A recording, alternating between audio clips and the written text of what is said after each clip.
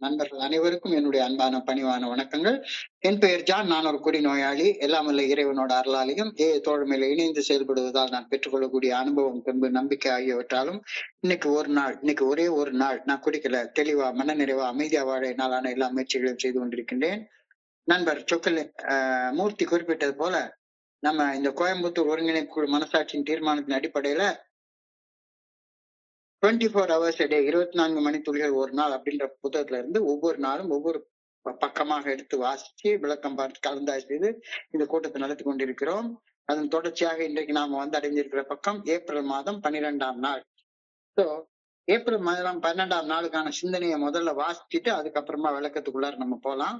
So அந்த சிந்தனையை வாசிப்பதற்கு நண்பர் மூர்த்தி அவர்களை பணியோட கேட்டுக்கிறேன். Over to you Murthy. April 12. நன்றி சார், நன்றி. 24 hours a day ஆங்கில புத்தகத்தின் தமிழாக்கம் 24 மணித்துளிகள் ஒரு நாள். ஏப்ரல் மாதம் 12ஆம் தேதி. ஏஏ தோழமையின் இன்றைய சிந்தனை. மதுவின் போதையின்றி தெளிவான வாழ்க்கை வாழும் மனிதர்கள் இணைந்து வாழும் ஏஏ தோழமை என்ற புது உலகம் ஒரு குடி நோயாளி மகிழ்வுடன் வாழ்வதற்கான இடமாகும். ஏஏ தோழமையில் நாம் குடிநோய் என்ற பனிமூட்டத்தை கடந்து வந்து விட்ட பின்னர் நாம் வாழும் இந்த உலகம் மிக நல்லதாக நம்மால் உணரப்படும். ஏஏ தோழமையில் உண்மையான நண்பர்களை நாம் கண்டடைகிறோம். வாழ்வதற்கு தேவைப்படும் பொருள் ஈட்டுவதற்கு ஒரு பணிகளையும் பெற்றுக்கொள்கிறோம். காலையில் சமச்சீர் உணவு உண்ண ஆரம்பிக்கிறோம். நல்ல உணவுகளை உண்கிறோம். ஒவ்வொரு நாளும் இல்லத்திலும் நாம் வாழும் சமுதாயத்திலும் நற்பணிகள் செய்கிறோம். நமது குடும்பம் நம்மை அன்பு செய்து வரவேற்கிறது. ஏனெனில் நாம் மோசம் செய்யும் முதல் குடியை விலக்கி வைத்து தெளிவுடன் வாழ்ந்து வருகிறோம். மதுவை விலக்கி வைத்து தெளிவுடன் நான் காணும் உலகம் குடி நோயாளியாக எனக்கென மகிழ்ச்சியான உலகம் என்ற உண்மையை நான் ஏற்றுக்கொள்கிறேனா? இன்றைக்கான தியானம். நமது தேவைகள் இறையர் பேராற்றல் நம்மில் செயலாற்ற நாம் அந்த ஆற்றலுக்கு நாம் வழங்கும் வாய்ப்பு ஆகும். முதலில் நாம் நமது தேவை என்ன என்பதை தெளிவாக அறிந்து கொள்ள வேண்டும். பெரும்பாலும் நமது தேவை நமது தனிமனித பலகீனத்தையும் நமது நோயையும் ஒப்புக்கொள்ள தேவைப்படும் உதவியாகவே இருக்கும். அடுத்து இறையர் பேராற்றலின் சக்தியினை உணர்ந்து அந்த சக்தி நமக்கு தேவைப்படும் பொழுதெல்லாம் நமது உதவிக்கு நமக்குள்ளேயே உள்ளது என்ற உண்மையை ஏற்றுக்கொள்ள வேண்டும். நம் தேவைகள் பூர்த்தி செய்யப்படும் முன்னர் நமது நம்பிக்கை நம்மிலிருந்து வெளிப்படுத்தப்பட்டாக வேண்டும். நமது நம்பிக்கையை அதற்கு உகந்த செயல்களின் மூலம் வெளிப்படுத்துதல் ஒன்று மட்டுமே இறையர் பேராற்றல் தன் சக்தியின் மென்மையை வெளிப்படுத்த நம்மிடம் கேட்பது ஆகும்.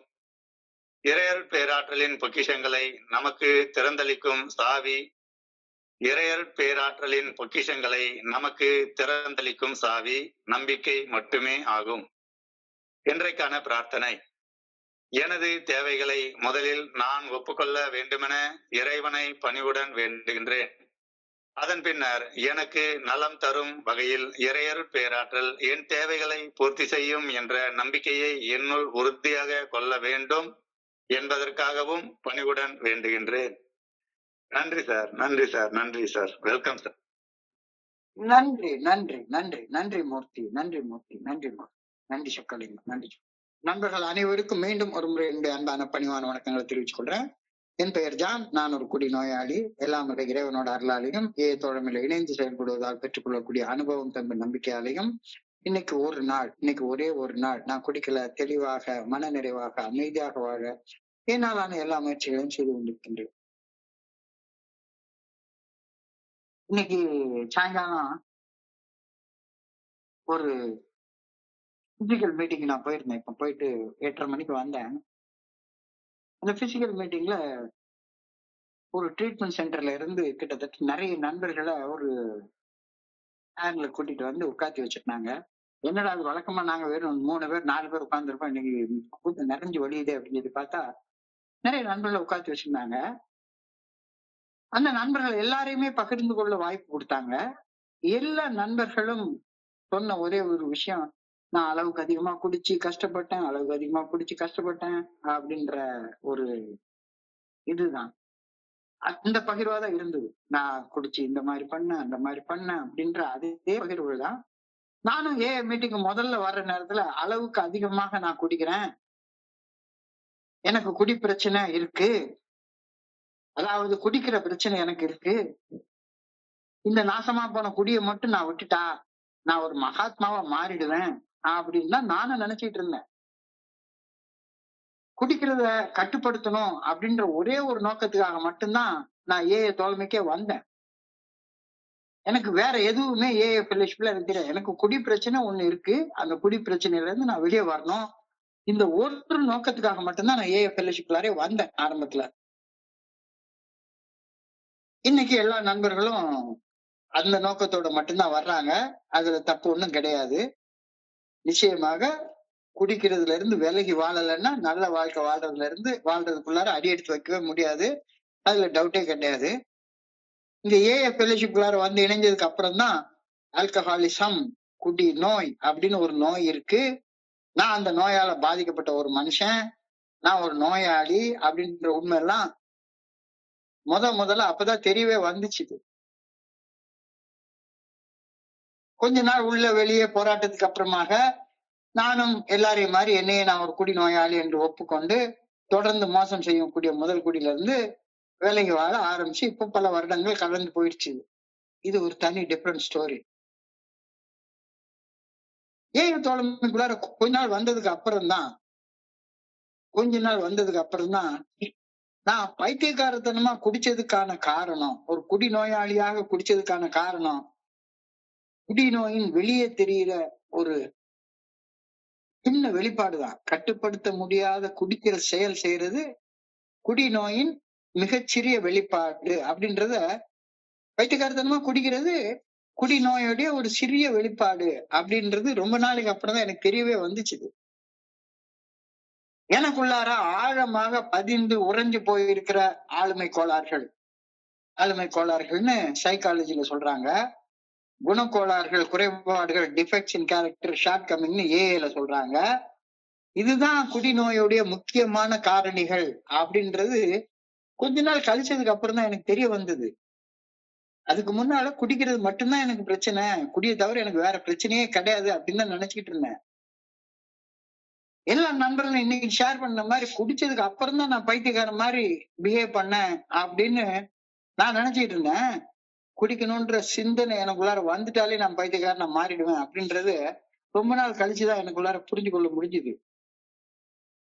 கட்டுப்படுத்த முடியாத குடிக்கிறது குடி நோயின் வெளியே தெரிகிற ஒரு சின்ன அறிகுறி, சிம்டம் மட்டும்தான். நோயின் காரணங்களை குணப்படுத்தாம நோயோடைய அறிகுறியை மட்டுமே வெளியே தெரியாம செஞ்சுட்டா, நோயின் அடிப்படை காரணத்தை கண்டுக்காம விட்டுட்டா, என்னுடைய நோயின் பாதிப்புல இருந்து நான் மீட்படைந்து வாழ முடியவே முடியாது அப்படின்ற உண்மை கொஞ்ச காலத்துக்கு அப்புறம் தான் எனக்கு தெரிய ஆரம்பிச்சது. அப்ப குடி நோய்க்கான காரணங்களை எப்படி சரி செய்யறது அதுக்குதான் தோழமை 12 படிகள் அடங்கிய மீட்படையும் செயல் திட்டத்தை பரிந்துரை செய்திருக்கு அப்படின்றது கொஞ்ச நாள் கழிச்சு எனக்கு தெரிய ஆரம்பிச்சது. இந்த செயல் திட்டத்துடைய முதல் படி, ஆரம்ப படிதான் என்ன நான் குடிநோயாளி என்று ஒப்புக்கொண்டு மோசம் செய்யும் முதல் குடியிலிருந்து விலகி வாழ ஆரம்பிக்கிறது. First step. That is the first step. That is not the last step. It is the first step.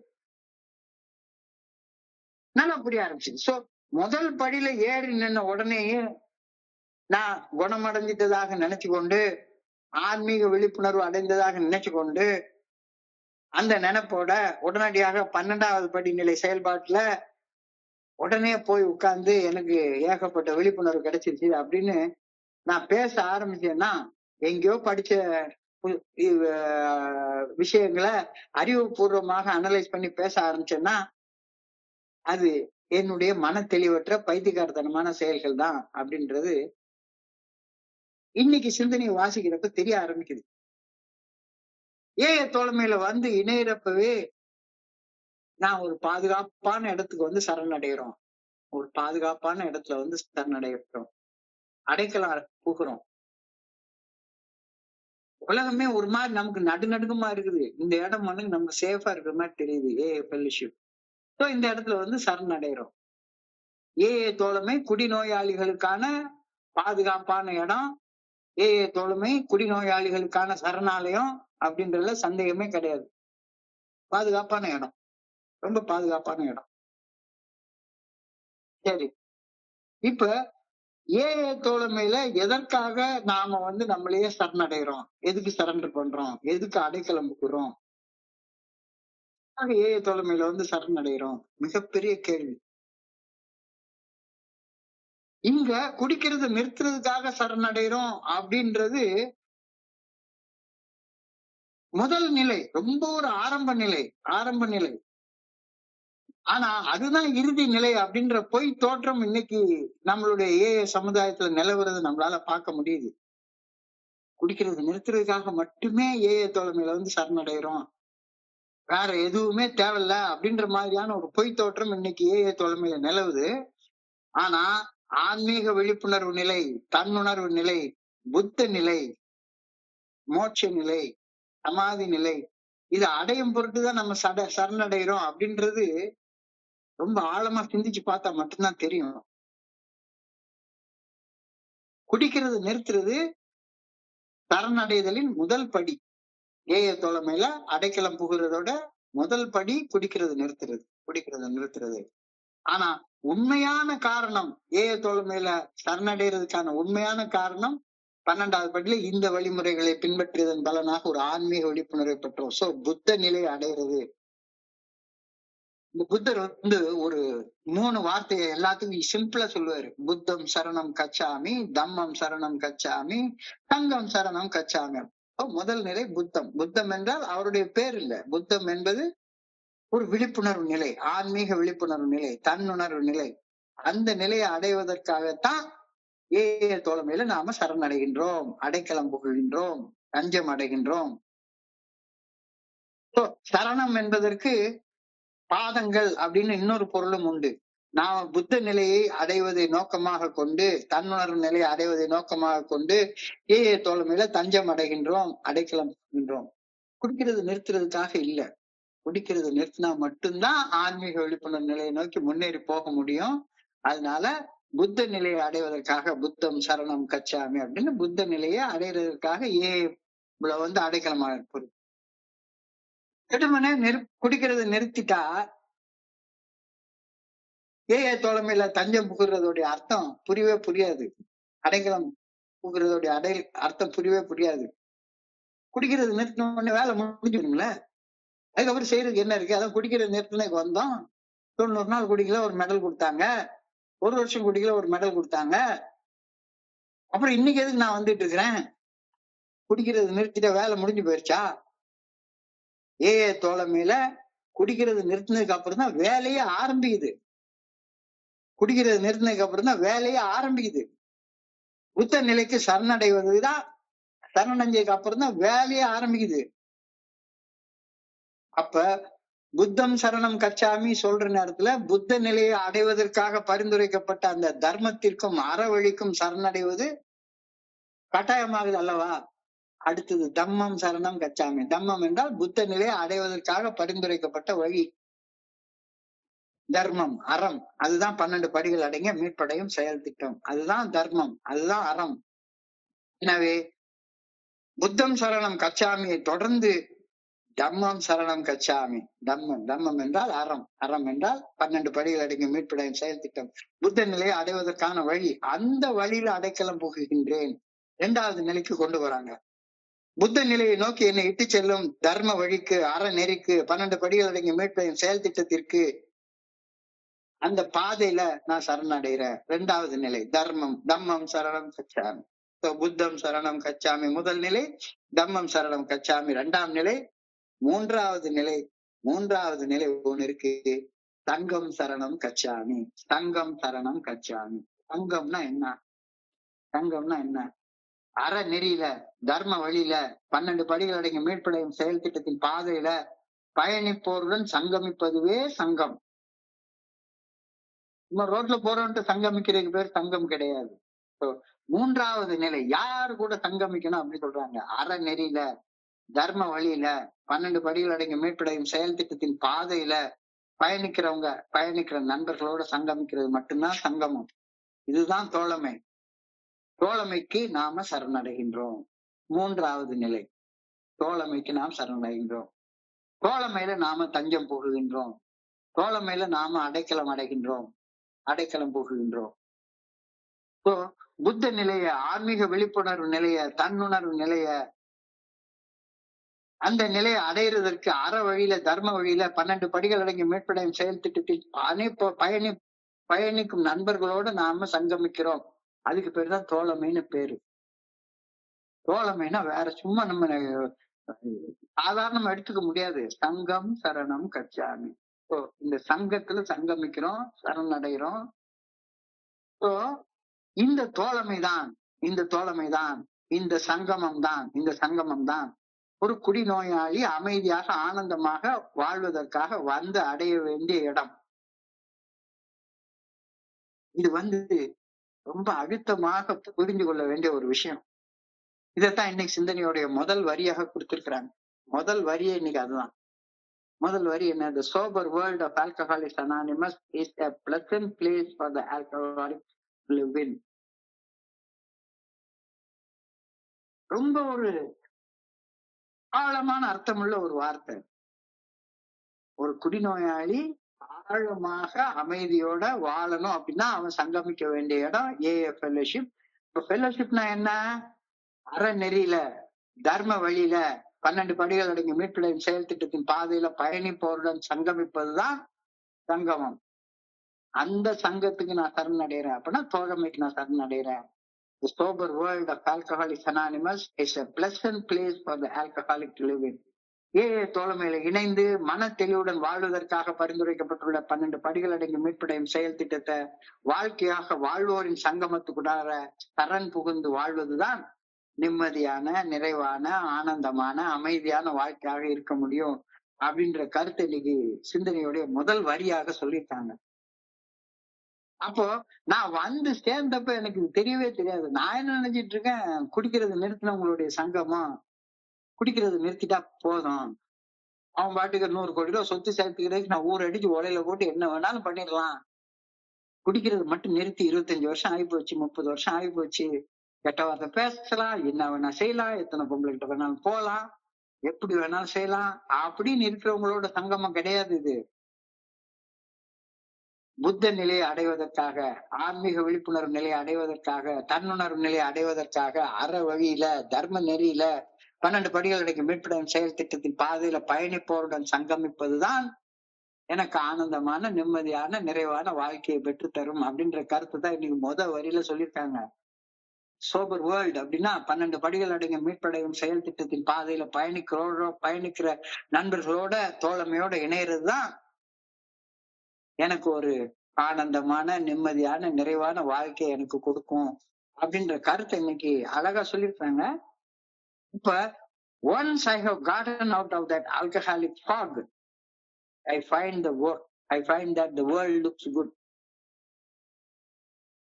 குடிச்சே தீரணும் அப்படின்ற அதிதீவிர மனக்கிளர்ச்சி, குடிச்சே தீரணும் அப்படின்ற அதிதீவிர மன வெறி, குடிச்சே தீரணும் அப்படின்ற அதிதீவிர மன எழுச்சி, அந்த மன வெறி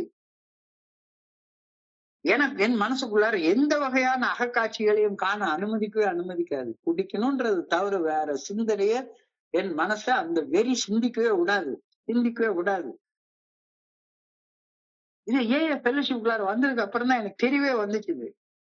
அப்ப எனக்கு உலகமே என்னடா உலகம் இது, என்ன இந்த உலகத்துல என்ன வாழ்றது அப்படின்னு தோணுச்சு.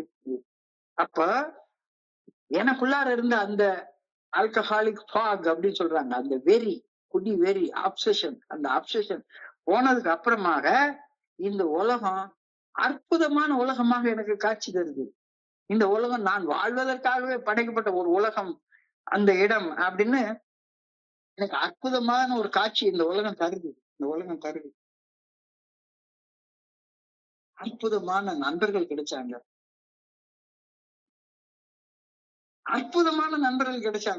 இன்னமும் உட்கார்ந்து ராத்திரில போன் பிக்சர் பார்த்துட்டு இருக்கிற நண்பர்கள் இல்ல. 12 படிகளை பத்தி பேசக்கூடிய நண்பர்கள். எப்பவும் தங்களுடைய கோபத்தை எப்படி வெற்றி கொண்டோம், பயத்தை, பொறாமைய, சந்தேகத்தை, காமத்தை எப்படி வெற்றி கொண்டோம், பிறருக்கு பயனுள்ள வாழ்க்கையை எப்படி வாழ்றோம் அப்படின்ற பகிர்ந்து கொள்ளக்கூடிய அற்புதமான நண்பர்கள் கிடைச்சாங்க. எனக்கு செய்யறதுக்கு ஒரு நல்ல வேலை கிடைச்சது. சாப்பாட்டுடைய சுவை தெரிஞ்சது. சாப்பாட்டுடைய சுவை தெரிஞ்சது. இது இன்னைக்கு நான் இப்ப நல்ல ஒரு சாப்பாடு சாப்பிடுறேன் அப்படின்ற வார்த்தையை சொல்றாரு. ரொம்ப எளிமையாக இந்த கருத்தை சொல்றாரு. ஒரு காலத்துல நான் குடிச்சிட்டு இருந்த காலகட்டங்கள்ல சைதாப்பேட்டை நார்த் ரயில்வே கேட் பக்கத்துல ஒரு ஒயின் ஷாப் உண்டு. அந்த ஒயின் ஷாப்ல போய் குவார்டர் பாட்டில், ஹாஃப் பாட்டில் அடிச்சிட்டு வெளியே வந்தா ஒரு தள்ளு வண்டிக்காரர் வச்சிருப்பாரு. தோசை சுட்டு கொடுத்துருப்பாரு. 2 தோசை, மாட்டுக்கறி கொடுத்தா ஒரு கருன்னு ஏதோ ஒரு கறியை வச்சு கொடுப்பாரு. அந்த குவார்டர் பாட்டில சாப்பிட்டுட்டு அந்த கறியை சாப்பிடுறதுக்கு என்னமோ பயங்கரமா தேவர்கள் சாப்பிடுற அமிர்தத்தை சாப்பிடுற மாதிரி ஒரு ஃபீலிங் வரும். ஆனா அடுத்த நாள் காலையில பார்த்தா அப்படியே பயங்கரமா வயித்தால போயிட்டு இது என்னடா. அந்த பக்கத்துல ஒரு 2 மாசமா ஃப்ரீசர்ல வச்சிருந்த ஒரு மீனை வறுத்து கொடுப்பான். 2 மாசமா அப்படியே ஃப்ரீசர்ல வச்சிருக்க மீனை வறுத்து கொடுப்பான்.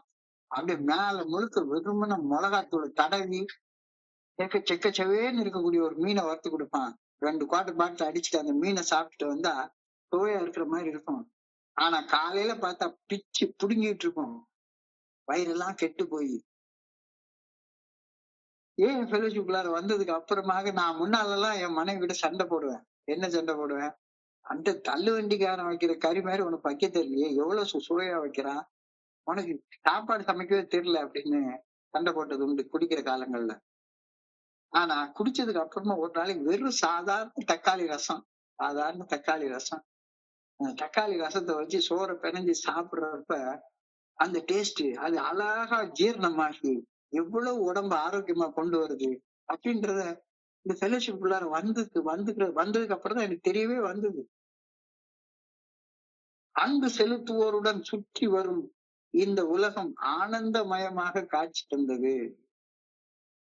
நான் இப்போ வேற ஊர் சுத்துற நண்பர்களோட நான் சுத்தி அலையிறதே கிடையாது. அன்பு செலுத்தக்கூடிய நண்பர்களோட சுத்தி வரக்கூடிய இந்த உலகம் ஆனந்தமயமாக காட்சி தந்தது. I eat good food, I do good work in home and outside. வீட்டிலேயும் சரி வெளியவும் சரி. நான் இப்ப தப்பு செய்யறதை விட்டுட்டேன். ஸோ நீங்க சொன்ன மாதிரி ஏஏ ஃபெலோஷிப்ல குடிக்கிறது மட்டும் விடல, தப்பு செய்யறதே விட்டுட்டேன். அன்பு செய்ய ஆரம்பிக்கிறேன், அன்பை உணர ஆரம்பிக்கிறேன். இதெல்லாம் எங்க இருந்து வரும்? தம்மம் சரணம் கச்சாமி. அந்த தம்மம் சரணம் தம்ம வழியில, அற வழியில 12 படிகள் அடங்கிய மீட்புடைய செயல் திட்டத்தின் வழியில வாழ்றவங்களால மட்டும்தான் அது கிடைக்கும்.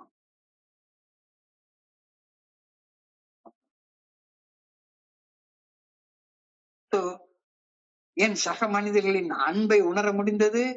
ஏஏ தோழமை என் மேல காட்டக்கூடிய அன்பை உணர முடிஞ்சது.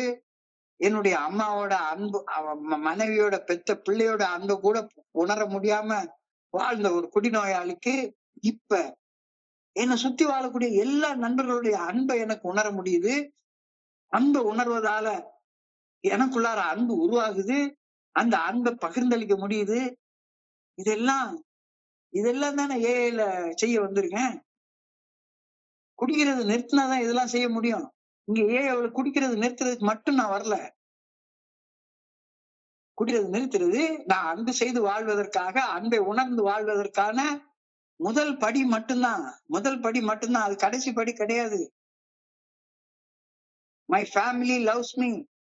My family welcomes me because I am in fellowship of people who practice the 12-step recovery program. நான் ஊர்ல உட்காந்து வெறுமன கோழி கறிங்கிறதுக்கும் கொண்டை கறிங்கிறதுக்கும் ஊரா சுத்திட்டு அலைஞ்சிட்டு இருந்தேன்னா என்னுடைய ஃபேமிலி என்ன அன்பு செய்யுமா? நான் தான் இப்ப குடிக்கலையே அப்படின்னு சொன்னா, சரி என்னமோ பரவாயில்ல, இந்த நாசமா போனா ஒரு ஆளு குடிக்காமலாச்சும் இருக்கானே, எங்கேயோ ஒளிஞ்சு போறான் அப்படின்னு விட்டுருவாங்களே ஒளிஞ்சு, என்னுடைய வீடு என்னை அன்பு செய்யணும், என்னை வரவேற்கணும் அப்படின்னா நான் 12 படிகள் அடங்கிய மீட்படையும் செயல் திட்டத்தை வாழ்க்கையாக வாழ்ற நண்பர்களுடைய தோழமையில மட்டும்தான் இருக்கணும். குடிக்கிற இடத்துக்கு போகாத, குடிக்கிற நண்பர்களை பார்க்காத, அந்த மாதிரியான ஆலோசனை 12 படிகள் அடங்கி மீட்படையும் செயல் திட்டத்தை வாழ்க்கையாக வாழாத நண்பர்களோட நீ இருக்காத. நீயும் வாழு. அப்படி வாழக்கூடிய நண்பர்களுடைய தோழமை மட்டும்தான் தோழமை. இதைத்தான் இன்னைக்கு இந்த கருத்து சொல்லி இருக்கிறது என்னால புரிஞ்சு கொள்ள முடியுது. ஆனா என்னுடைய மனசு இதை ஏத்துக்க மாட்டேங்குதே. என்னுடைய மனசுக்கு இதை ஏத்துக்க மாட்டேங்குதே. நான் ஏல வந்தா சும்மா மறுபடியும் குடிக்காம இருக்கேன். அதுக்காக நான் ஒரே இடத்துலயே இருந்துட்டு பொண்டாட்டி கூடயே இருக்க முடியுமா? வாழ்நாள் முழுக்க ஒரே பொண்டாட்டி கூட என்னையா? ஒரு அமெரிக்கன் நண்பர்கிட்ட ஒரு நாள் பேசினேன். அவர் சொன்னாரு, எவ்வளவு நாள் ஆச்சு உங்களுக்கு கல்யாணம் ஆகி அப்படின்னு சொல்லி கேட்டா, 43 வருஷம் ஆயிடுச்சு. 43 years with single woman. Are you not frustrated ன்னு கேக்குறான். Are you not frustrated ன்னு கேக்குறான். அவங்களுடைய வாழ்க்கை முறை, அவங்களுடைய இது ஒரு பொம்பளை தவிர வேற கிடையவே கிடையாது அவங்களுக்கு அப்படின்னு சொல்லி கேட்டா, இவன்ட்டெல்லாம் என்னத்தை போய் பார்த்து சொல்றது? அப்போ அந்த மாதிரி வாழக்கூடிய தோழ மேல போன சேர்தான் இதெல்லாம் தப்பு கிடையாதுப்பா, வாழ்க்கை பிறந்ததே அனுபவிக்கிறதுக்கு தான் பிறந்திருக்கோம் அப்படின்னு குடிக்கிற காலத்துல பேசின அந்த சித்தாந்தத்தை இன்னமும் பேசி கலைஞ்சிட்டு இருந்தோம்னா வேலைக்கு ஆகாது. Am I convinced that this sober world is a pleasant place for an alcoholic to live in? ஒரு ரொம்ப ஆழமான கேள்வி. 12 படிகள் அடங்கிய மீட்படையும் செயல் திட்டத்தை வாழ்க்கையாக வாழக்கூடிய நண்பர்களோட மட்டும் புலமையில வாழக்கூடிய வாழ்க்கை அற்புதமான வாழ்க்கை அப்படின்றத நீ மனசார ஏற்றுக்கொள்றியா? 12 படிகள் அடங்கிய மீட்படையும் செயல் திட்டத்தை வாழ்க்கை வாழ்றவங்க கூட இருந்தா நானும் சாமியாரா போயிடுவேன். என்னால வாழ்க்கையை அனுபவிக்க முடியாது. அவனுடைய சங்காத்துமே வேண்டாம். எனக்கு கொஞ்சம் ஊர் சுத்துற நண்பர்கள், ஏதாச்சும் பிசினஸ் பண்ணி ஐடியா கொடுத்து குறுகிய காலத்துல நிறைய பணம் சம்பாதிக்கிறதுக்கு ஐடியா கொடுக்குற நண்பர்கள், அப்பப்ப எனக்கு ஏதாச்சும் விட்டு படம் அனுப்பக்கூடிய நண்பர்கள், அந்த நண்பர்கள் தான் வேணும். 12 படிகள் அடங்கி மீட்படையும் செயல் திட்டத்தை வாழ்க்கையா வாழக்கூடிய நண்பர்களுடைய தோழமை எல்லாம் எனக்கு வேண்டாம் அப்படின்னு தான் நான் சொல்லிட்டு இருக்கிறேன். என்னை போல ஒரு குடிநோயாளி சங்கமித்து சந்தோஷமாக வாழ சரியான இடம் தோழமை மட்டும்தான் அப்படின்ற உண்மையை நான் உணர்ந்து கொண்டுட்டேனா? இப்ப தோழமைனாலே 12 படிகள் அடங்கிய மீட்படையும் செயல் திட்டத்தை வாழ்க்கையா வாழ்றவங்க மட்டும்தான் தோழமை. வாழாதவங்களை நான் வாழ முயற்சி பண்றவங்க மட்டும்தான். அவங்களோட சங்கமித்து வாழ்றது ஒரு அற்புதமான வாழ்க்கை அப்படின்றது நான் மனசார ஏற்றுக்கொள்றேன்னான்ற கேள்வி இன்னைக்கு நம்மளுடைய எல்லாருடைய சிந்தனைக்கும் வைக்கிறாரு. இல்ல இல்ல இல்ல இல்ல இல்ல நான் இங்க குடிக்கிறது நிறுத்துறதுக்கு மட்டும்தான் வந்திருக்கேன். வேற 12 படிகளாச்சு மீட்படைமாச்சு செயல்படமாச்சு அதெல்லாம் எனக்கு வேண்டாம் அப்படின்னு சொன்னேன்னா நம்ம இந்த மீட்டிங்க கேட்டுட்டு இருக்கிறதுல அர்த்தமே கிடையாது. ஏன்னா இன்னைக்கு அந்த சிந்தனை தான் கொடுக்குறாரு.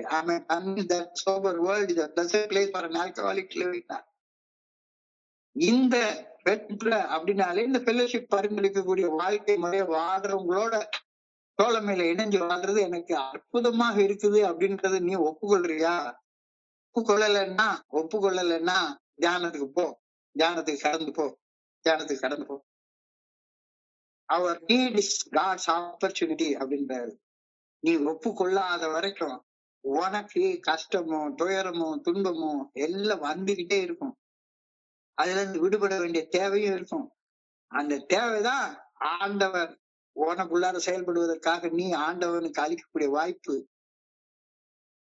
எனக்கு எது அத்தியாவசியமான தேவை என்பதை உணர்ந்து பேராற்றில் நல்ல ஒழுங்கான வழிகாட்டுதலின் பாதைக்கு சரணடைந்து அந்த பாதையின் பலன்களை அனுபவிக்க ஆரம்பிக்கையில் நான் இறையர் பேராற்றில் என்னிடம் செயல்பட வாய்ப்பு வழங்குகின்றேன். நான் எப்ப கடவுளுக்கு நான் வாய்ப்பு வழங்க முடியும்? எனக்குள்ளார செயல்படுவதற்கு வாய்ப்பு வழங்க முடியும்? நான் ஒரு மறுபடியும் ஊர் சுத்திட்டு அலைஞ்சிட்டு இருந்தேன்னா கடவுள் எனக்குள்ளார செயல்படுவதற்கு நான் எப்படி வாய்ப்பு வழங்குவேன்? கொஞ்சம் ஆழமாக உன்னுடைய கவனத்தை குவிச்சு தியானம் பண்ணி பாரு. நான் சரணடையும் வரை இறையர் பேராற்றல் என்னில் செயல்பட நான் வாய்ப்பு வழங்கவில்லை அப்படின்னு தானே அர்த்தம். நான் இது வரைக்கும் குடிக்கிறது நிறுத்துறதுக்கு மட்டும்தான் வந்திருக்கிறேன். குடிக்கிறது நிறுத்துறது நீ செய்யற செயல், அது மனுஷன் செய்யக்கூடிய செயல். தெய்வம் உனக்குள்ளார இருந்து உன்னைய வழி நடத்துறதுக்கு நீ அனுமதிக்கலைன்னா எப்படி அந்த தெய்வ ஆற்றலை நீ உணர்வ? நான் சரணடையும் வரை இறைவர் பேராக என்னில் செயல்பட நான் வாய்ப்பு வழங்கவில்லைதான் என்றுதானே அர்த்தம். If I don't need the good orderly direction of God, it just means that I do not give an opportunity for the power of God to work within me. That's all. நான் என் போக்கிலேயே வாழ்ந்துட்டே இருக்கேன்னா கடவுள் எனக்குள்ளார எப்படி செயல்படுறதுக்கு நான் அனுமதி வழங்கலன்னு தானே அர்த்தம். என் வாழ்க்கை நான் பாத்துக்கிறேன். எனக்கு நான் கேட்கிற பிரேயரை மட்டும் நீ கொடு. நான் 1 கோடி ரூபாய் கேட்கிறேன், 1 கோடி ரூபாய் கொடு. எனக்கு அழகான 2 பொண்டாட்டி வேணும், 2 பொண்டாட்டி வேணும். என் பிள்ளையெல்லாம் படிச்சிடணும், எல்லாம் வந்து நான் அதை கொடு. அவ்வளவுதான். நான் சொல்றதை நீ செய் அப்படின்னா கடவுளுக்கு ஆர்டர் போட்டுருக்கேனே ஒழிஞ்சு கடவுள் சொல்ற வழியில வாழணும் அப்படின்னு நான் நினைக்கவே இல்லை. கடவுள் சொல்ற வழியில நான் வாழாம இருக்கிற வரைக்கும் கடவுள் எனக்குள்ளார செயல்படுவதற்கு நான் வாய்ப்பு வழங்கவில்லை அப்படின்னு தானே அர்த்தம். First recognise that. இத முதல்ல புரிஞ்சுக்கணும். நீ கடவுளுக்கு உன் வாழ்க்கையில அவர் செயல்படுவதற்கு வாய்ப்பு வழங்கினா தானே அவர் செயல்பட போறாரு. நீ வாய்ப்பு வழங்காம நீதான் உன் பாட்டுக்கு உன் இஷ்டத்துக்கு நினைச்சதெல்லாம் செஞ்சுட்டே உட்கார்ந்துருக்கிய. குடிக்காம இருந்தா போதும், என்ன வேணா கூத்தட்டிக்கலாம், என்ன வேணா பேசலாம், எதை வேணாலும் பேசலாம். ஏன் நான் நினைக்கிறதா ரைட்டு அப்படின்னு நான் பேசினேன்னா you do not understand the need for recovery. First recognise the need for recovery. என்னுடைய தேவை என்ன அப்படின்றத முதல்ல புரிஞ்சுக்கோ. என்னுடைய தேவை புத்த நிலைக்கு சரணடையணும். அந்த புத்த நிலை அடைவதற்கான நெறிக்கு 12 படிகள் செயல் திட்டத்துக்கு நான் சரணடையணும். அப்படி மீட்படையும் செயல் திட்டத்தை வாழக்கூடிய அந்த நண்பர்களுடைய சங்கமத்திற்கு நான் சரணடையணும். அந்த தேவை எனக்கு இருக்கு. அந்த தேவை என்னன்றதை நான் புரிஞ்சுக்கணும். பாஞ்சாலிக்கு மானத்தை காப்பாத்துறதுதான் முதல் தேவை. மானத்தை காப்பாத்துறதுதான் முதல் தேவை. எவ்வளவோ போராடி பார்த்தா மானத்தை காப்பாற்ற முடியல. சப்போஸ் பாஞ்சாலியுடைய மானம் மட்டும் பறி போயிருந்தால் பாரத போரோ அல்லது அந்த பாரத போரின் நடுவுல சொல்லப்பட்ட கீதா பிரசாரமோ கீதோ உபனிஷதமோ நமக்கு கிடைச்சிருக்க வாய்ப்பே கிடையாது. மானம் பறி போனதுக்கு அப்புறமாக, உயிர் போனதுக்கு அப்புறமாக நான் அவனுடைய ரத்தத்தை கூந்தல முடிச்சுதான் இது பண்ணிப்பேன் அப்படின்னு சபதம் பண்றதுக்கு என்ன இருக்கு? அதான் மானமே போச்சே. ரொம்ப அழகாக சொல்றாரு. If I do not need the good orderly direction of God, அவர்கிட்ட நான் சரணடையலைன்னா it just means that I do not give an opportunity to God to work within me. எனக்கு அவர் உதவி செய்ய வாய்ப்பே கொடுக்கலன்னு தானே அர்த்தம். பாஞ்சாலி கையை தூக்காத வரைக்கும் அவ கையை தூக்குனா மானம் போயிடுன்னு நினைச்சா. ஆனா கையை தூக்குற வரைக்கும் கடவுளுடைய உதவி செய்யவே இல்லை. Often this means hopelessness. Often this means helplessness before some weakness, before some sickness, and admission for our need for help. என்னால முடியாது. என்னால புத்தத்துக்கு சரணடைய முடியாது, தம்மத்துக்கு சரணடைய முடியாது, சங்கத்துக்கு சரணடைய முடியாது. நான் சங்கத்துல இந்த மாதிரியான வீணா போன பசங்க கிட்ட எல்லாம் 12 படிகளை பத்தி பேசுற பசங்க கிட்ட எல்லாம் நான் போய் சரணடையெல்லாம் முடியவே முடியாது அப்படிதான் நான் சொல்லிட்டு இருப்பேன். அது என்னுடைய ஹோப்லெஸ்னஸ், என்னுடைய ஹெல்ப்லெஸ்னஸ். முதல்ல என்னால குடிய கூட நிறுத்த முடியல. அப்புறமெல்லாம் ஆன்மீக விழிப்புணர்வு, தானுணர்வு எல்லாமே பேச முடியும். என்னுடைய பரிதாப நிலையை ஒப்புக்கொள்றதுக்கு எனக்கு உதவி தேவைப்படுது. இயலாமையை ஒப்புக்கொண்டதுக்கு அப்புறம் தானே இறைவனுடைய நல்ல ஒழுங்கான வழிகாட்டுதலை நம்புறது அப்படின்ற கேள்வியே வரும். இல்ல எனக்கெல்லாம் இந்த ஃபெலோஷிப்லாம் வேண்டாம், எனக்கு இன்னமும் வீணா போன ஒரு நண்பனுடைய ஃபெலோஷிப் இருந்தா போதும், குட்டிகளா ஆனா மறுபடியும் ஏன் எனக்கு அடிக்கிறப்பெல்லாம் சொரிஞ்சு விடுற நண்பன் தான் எனக்கு தேவை. நகுதற் பொருட்டென்று நட்டல் மிகுதிக்கான் மேற்சென்று இடித்தல் பொருட்டு அப்படின்னு சொல்லுவாரு. வெறுமனே சும்மா கேன்னு சிரிச்சுட்டு அலையிறதுக்காக இல்ல ஸ்பான்சர்ஷிப். உன்னுடைய ஸ்பான்சர்ட்ட உட்கார்ந்து அவர்கிட்ட கிடைக்கக்கூடிய புனிதமான நேரங்களை சும்மா கேன்னு சிரிச்சு செலவழிச்சு வேஸ்ட் பண்ணிடாத. இறை சந்நிதியில சிரிப்புக்கு இடம்லாம் கிடையவே கிடையாது. சிரிப்பு வாழ். ஆனா நல்ல வாழ்க்கை வாழ்றப்ப இந்த கொஞ்ச நேரம் முடிஞ்சதுக்கு அப்புறம் தான் நம்ம கலகலப்பா சிரிப்போம். ஆனா தியானிக்கிற நேரத்துல கவனத்தை குவிச்சு தியானம் பண்ண இயலாமையை ஒப்புக்கொண்டதுக்கு அப்புறம் தான் இறைவனுடைய நல்ல ஒழுங்கான வழிகாட்டுதலை நம்புறது அப்படின்ற கேள்விக்கே இடம் வரும். Next comes faith in a power of God's Spirit available for us to meet our need. என்னுடைய தேவை என்னன்றதை மட்டும் நான் புரிஞ்சுக்கிட்டேன்னா அந்த தேவையை பூர்த்தி செய்யறதுக்காக கடவுளுடைய ஆற்றல் எப்பவுமே எனக்குள்ளார இருக்கிறது அப்படின்ற நம்பிக்கை தானா வந்துறாரு. அது வரைக்கும் வராது. என்னுடைய இயலாமையை ஒப்புக்கொள்ற வரைக்கும் பாஞ்சாலி கையை தூக்குற வரைக்கும் உதவி கிடைக்கவே கிடைக்காது. கையை தூக்குனதுக்கு அப்புறம் தான் நம்பிக்கை வரும். கையை தூக்குற வரைக்கும் நம்பிக்கை இல்ல. அது நேரம் வரைக்கும் நம்பிக்கை இல்ல. நான் காப்பாத்திடுவேன். நான் எப்பேற்பட்ட ஆள் தெரியுமா? நான் 5 பெரிய வீர தீர சூர மனுஷங்களுடைய பொண்டாட்டி அப்படின்னு நினைச்சிட்டு இருந்தா. அத்தனை பேரும் பொண்டாட்டியவே பனையமா சாடி தலை குனிஞ்சு நின்றுட்டு இருக்காங்க. மகாபாரத போருக்கு முன்னாலே இதெல்லாம் நடக்குது. பொண்டாட்டிய பணையம் வச்சு வாடக்கூடாதுன்னு கூட அந்த தர்மருக்கு தெரியவே இல்லை. இல்ல நம்மள மாதிரி கேஸ் தான். நம்மள மாதிரி கேஸ் தான். சாதாரண சராசரி மனுஷன். அப்ப இந்த இடத்துலதான் சொல்றாரு, உன்னுடைய தேவை என்ன? ரோட்ல அம்மனமா நின்றப்பட்டது. மானத்தோட வாழணும். தன்னிலை தாழாமே மண்ணிலை தாழ்ந்த உயிர் வாழாமே தன்னிலை தாழாம தலை நிமிர்ந்து வாழணும். எப்படி வேணாலும் வாழ்ந்தா என்ன யாரு? எனக்கு என்ன சமுதாயத்துல மரியாதை கிடைச்சா போதும். 100 கோடி ரூபாய் பணம் வச்சிருந்தா 100 கோடி ரூபாய் பணம் வச்சிருக்க எல்லா பேரையும் நான் மதிச்சுக்கிட்டா இருக்கிறேன். சில பேர் கண்ணை கூட எடுத்து பார்க்க மாட்டேன். கண்ணை கூட எடுத்து பார்க்க மாட்டேன். இவனுக்கு எல்லாம் என்ன மரியாதை வேண்டி கிடக்கு? Next comes faith in a power great himself. அது ஒருத்தருடைய தேவையை புரிஞ்சு கொண்ட மனிதர்களுக்கு மட்டும்தான் உனக்கு கிடைக்கும். ஆசைகளுக்கு எல்லாம் ஆண்டவன் உதவ போறதே கிடையாது. உன்னுடைய அடிப்படை தேவைகளை என்னாலும் நிறைவேற்றிட்டே இருப்பாரு. நீங்க பசிக்க விட மாட்டாரு. உனக்கு சாப்பாடு கொடுப்பாரு. உனக்கு தங்குறதுக்கு இடம் கொடுப்பாரு. உன்னுடைய எல்லா தேவைகளையும் பூர்த்தி பண்ணிப்பாரு. உன்னுடைய தேவை என்ன? இறைவனை உணரக்கூடிய நிலையை நோக்கி முன்னேறணும். அந்த முன்னேற்ற பாதையில நடக்கணும். அந்த முன்னேற்ற பாதையில நடந்து போறவங்களோட மட்டும்தான் தோழமையில நான் இருக்கணும். இதுதான் என்னுடைய தேவை. இதுதான் என்னுடைய தேவை. இந்த தேவையை புரிஞ்சுக்கிட்டேன்னா போதும். இல்ல இது என்னுடைய தேவை இல்லைன்னு சொன்னா இறைவனுடைய உதவி உனக்கு கிடைக்க போறதே கிடையாது. இறைவனுடைய உதவி உனக்கு கிடைக்க போறதே கிடையாது. நீ உன்னுடைய மனம் போன போக்குல மறுபடியும் குடிச்ச காலத்துல வாழ்ந்துட்டு இருந்த அதே வாழ்க்கை வாழ போற. Before any need can be met, our faith must find an expression. Before any need can be met, our faith must find an expression. நம்பிக்கை அதனுடைய செயல்களால வெளிப்பட்டாக வேண்டும். சேர்க்க சரியில்லைன்னு என்னுடைய tell your friend, I'll tell you who you are. உன்னுடைய நண்பன் யார் என்று சொல், நீ யாருன்னு நான் சொல்றேன் அப்படின்னு ஒரு பெரிய ஒரு பழமொழி உண்டு. யாரு கூட சேர்ந்து இருக்கியோ அதுதான். 12 படிகள் அடங்கி மீட்பட சேர்த்துட்டு வாழ்க்கையா வாழ்றவங்களோட சேர்ந்தேன்னா பூவோட சேர்ந்த நாரம் மனம் பெறும். இல்ல பானியோட சேர்ந்த கண்ணுக்குட்டி மலம் தின்னும். நீ எங்க போய் சேர போற? உன்னுடைய இந்த செயற்கையுடைய தேவை உனக்கு புரியுதா? அந்த தேவை உனக்கு தெரிஞ்சுதானா கடவுளுடைய உதவி தானா கிடைக்கும். Before any need can be met. உன்னுடைய தேவை பூர்த்தி ஆகிறதுக்கு முன்னால your faith must find an expression. God expresses himself through our conscience. சாட்சிக்கு பணிஞ்சு செய்யப்பட்ட நண்பர்களோட மட்டுமே நீ தோழமையில இரு.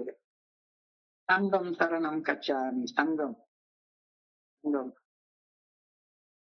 Our common welfare comes first. Personal recovery depends upon AA unity. AA தோழமையின் தத்துவங்களோடு ஒன்றுபட்டு வாழக்கூடிய திருடர்களோட மட்டும் இணைஞ்சிருக்கிறதுனால நான் என்னுடைய பாதிப்புகள்ல இருந்து மீட்படைவேன். இல்லாட்டி போனா மீட் கிடையாது அப்படின்ற கருத்தை இன்னைக்கு அழுத்தம் திருத்தமா சொல்லியிருக்காங்க. நான் புரிஞ்சு கொள்றேன். அழுத்தம் திருத்தமா சொல்லியிருக்காங்க. That expression of faith is all God needs. உனக்கு இறைவனுடைய ஆற்றல் வேணும் அப்படின்னா நீ செயற்கையை மாத்தணும்.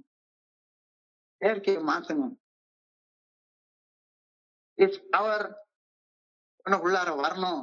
இறைவனுடைய ஆற்றல் உன்னுடைய செயல்கள்ல வரணும் அப்படின்னா தோழமைய சரியா புரிஞ்சுக்கோ. யாரு கூட தோழமையா இருக்கணும்ன்றத தேர்ந்தெடுத்துக்கோ. இந்த ஏஏ ஃபெலோஷிப் உனக்கு வாழ்வதற்கு சொர்க்கமான இடம்னா யாரு? தோழமைனாலே 12 படிகள் அடங்கி மீட்படையும் செயல் திட்டத்தை வாழ்க்கையாக வாழ்றவங்களோட தேர்ந்தெடுக்கிற ஃபெலோஷிப் தான் சொல்றாங்க. வேற எந்த இதுவும் கிடையாது.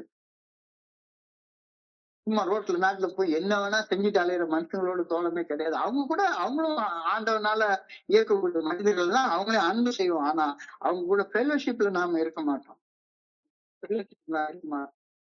முதல்ல நான் என்னுடைய தேவை என்ன அப்படிங்கறத சரியா புரிஞ்சுக்கணும். எனக்கு தேவை குடியை நிறுத்துறது மட்டும்தான். ஆனா குடிக்கிறதை நிறுத்த காரணமா இந்த குணக்கோளாறுகளை நீக்கும் தேவை எனக்கு இல்ல அப்படின்னு சொன்னீங்கன்னா, அப்படி குணக்கோளாறுல இருந்து விடுபட்டு வாழக்கூடிய மனிதர்களுடைய சங்காத்தம் எனக்கு தேவையில்லை அப்படின்னு நான் நினைச்சேன்னா, எனக்குள்ளார எங்கிருந்து நம்பிக்கை வரும்? எப்படி நம்பிக்கை வரும்? நம்பிக்கைய நிலைப்படுத்த நல்ல ஒழுங்கா வழிகாட்டுதல் எங்கிருந்து வரும்? நான் தான் மறுபடியும் உட்கார்ந்து பன்னியோட சேர்ந்து பன்னி வாழ்க்கையை தான் திரும்ப வாழ்ந்துட்டு இருக்கேன். நான் என்னுடைய தேவையை புரிஞ்சுக்கிட்டு என்னுடைய தேவையை அடைய முடியும் அப்படின்னு நம்பினாதான், அந்த தேவையை அடையிறதற்கு ஒரு தோழமையில வந்து இணைஞ்சாதான் என்னுடைய தேவையை பூர்த்தி செய்து கொள்ள முடியும் அப்படின்னு புரிஞ்சாதான் இறையர் பேராற்றலின் நல்ல ஒழுங்கான வழிகாட்டுதல் எனக்கு கிடைக்கும்.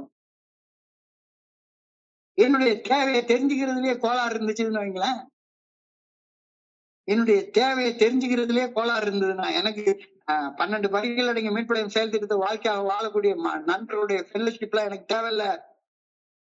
அப்படின்னா என்னுடைய தேவையே எனக்கு அடிப்படையில தெரியவே இல்லை. தேவை தெரிஞ்சுக்கிறதுலயே கோளாறு இருந்தா நம்பிக்கை எங்கிருந்து வரும்? அந்த நம்பிக்கை தான் இறையர் பேராற்றலுடைய ஆற்றலை கட்டவிழ்க்கக்கூடிய திறவுகோல் சாவி அப்படின்னு சொல்லி அழகா எழுதுறாரு.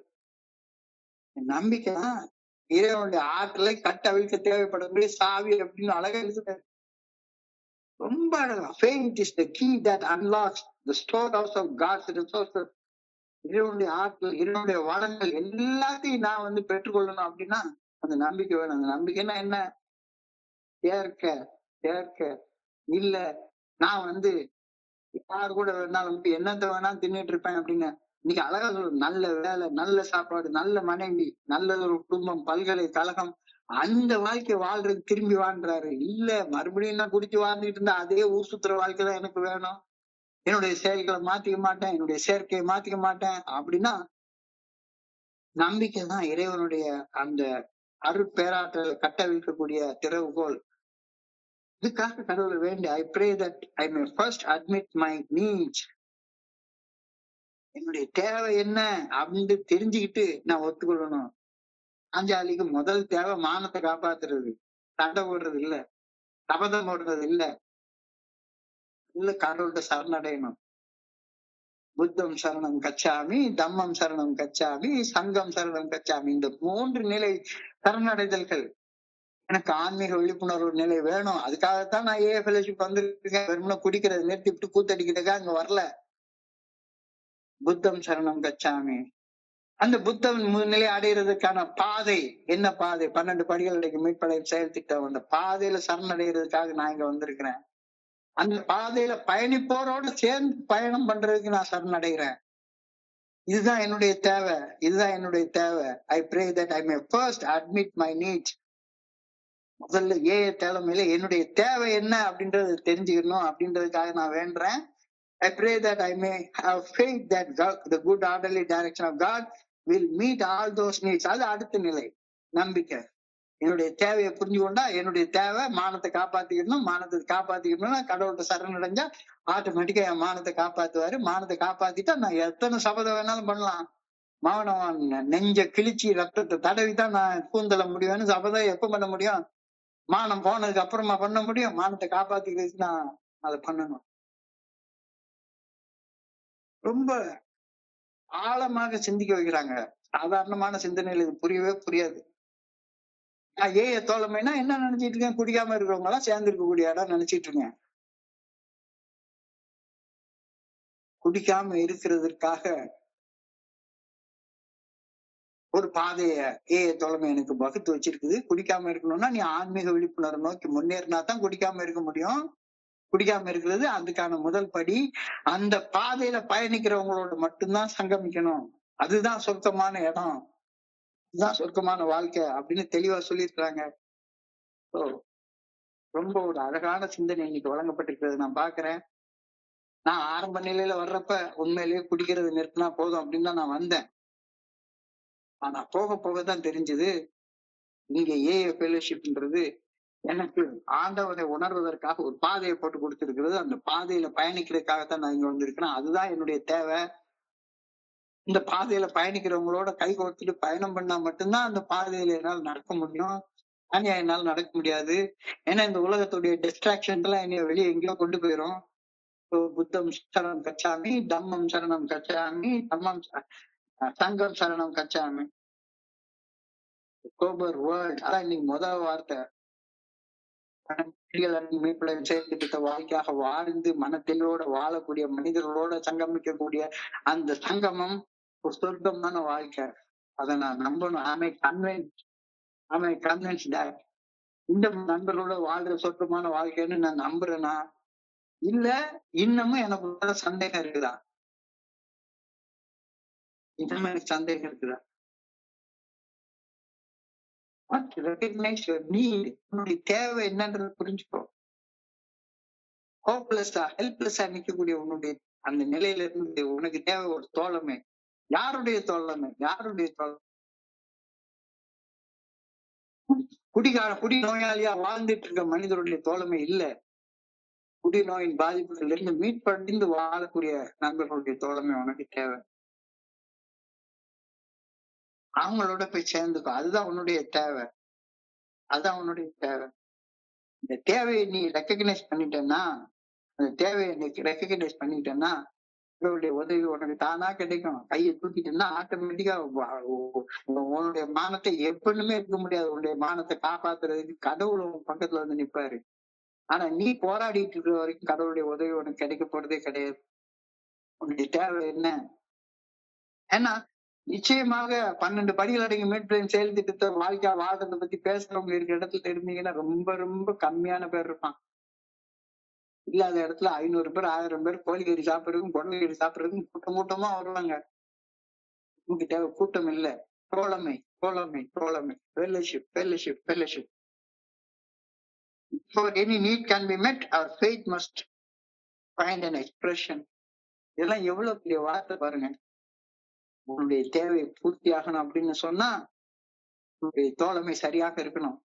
உன்னுடைய தோழமை சரியாக இருக்கணும். தோழமை சரியாக இல்லைன்னா உன்னுடைய தேவைகள் பூர்த்தியாகவே ஆகாது. ஆசைப்பட்டதுக்காக ஓடி ஓடி ஓடி ஓடி அலைஞ்சி அலைஞ்சி அலைஞ்சி அலைஞ்சி குளிர்காலத்துல மன வெறியோட வாழ்ந்த அதே வெறித்தனமான வாழ்க்கையை இன்னும் வாழ்ந்து கொண்டே இருப்ப.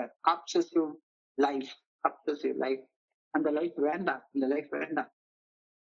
அதான் அழகான பிரேயர்ல சொல்லியிருக்காங்க. I pray that I May admit my needs. முதல்ல என்னுடைய தேவை என்னன்றது புரிஞ்சு கொள்ளணும். என்னுடைய தேவைகள் எல்லாமே பூர்த்தி இறையர் பேரர்களுடைய ஆற்றல் எனக்குள்ளாரே இருக்குது அப்படின்னு நான் முழுமையாக நம்பணும்.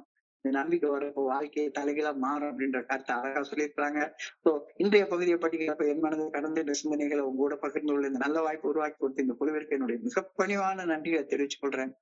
இதுவரைக்கும் பொறுமையாக கேட்ட ஒவ்வொரு நண்பருக்கும் என்னுடைய பணிவான நன்றிகள். இந்த இரவு பொழுது நண்பர்களுக்கு இனிமையான இரவாக அமைய இறைவனை பணிவோடு வேண்டிக் கொள்கின்றேன். நன்றி, நன்றி, நன்றி, நன்றி, நன்றி, நன்றி. வாழ்க வையகம், வாழ்க வளமுடன். Thank you so much.